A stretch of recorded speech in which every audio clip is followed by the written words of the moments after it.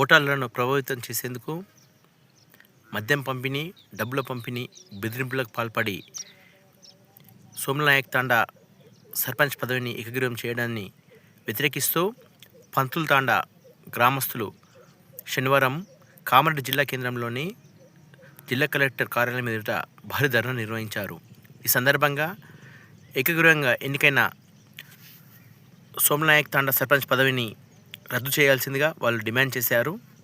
అలాగే ఇది పంచాయతీరాజ్ యాక్ట్ 2018 ప్రకారం ఉల్లంఘన అవుతుందని, తమ పంచాయతీ సర్పంచ్ని తామే స్వయంగా ప్రజల మద్దతుతో రాజ్యాంగబద్ధంగా ఎన్నుకుంటామని పంతుల్ నాయక్ తాండా వాసులు, మహిళలు, గ్రామస్తులు పెద్ద స్థాయిలో గత కొన్నేళ్లుగా సోమలా నాయక్ తాండా వాసులు తమపై ఆధిపత్య పోరును కొనసాగిస్తూ వస్తున్నారని, ఈసారి తమ తాండా నుంచి అభ్యర్థిని ఎన్నికల బరిలో నిల్చోబెడితే అతని చేత బలవంతంగా నామినేషన్ను ఉపసంహరించుకునే విధంగా బెదిరింపులకు పాల్పడలేదని వాళ్ళు ఆరోపించారు. ఎన్నికల నిర్వహణాధికారికి వాళ్ళు ఈ సందర్భంగా ఫిర్యాదు చేశారు.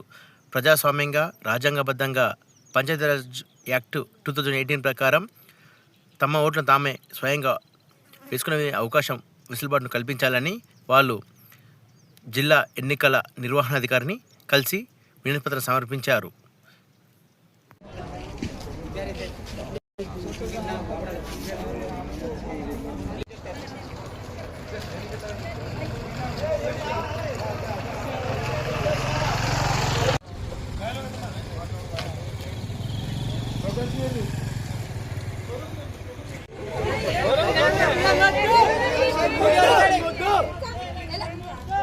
ఏకగ్రీవం వద్దు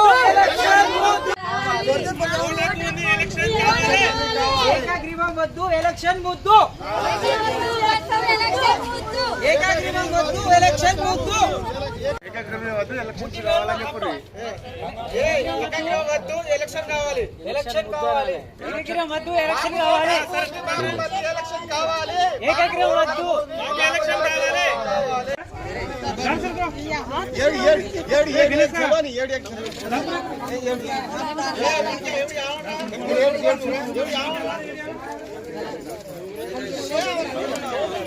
పంతుల్ నాయక్ తాండాకు న్యాయం.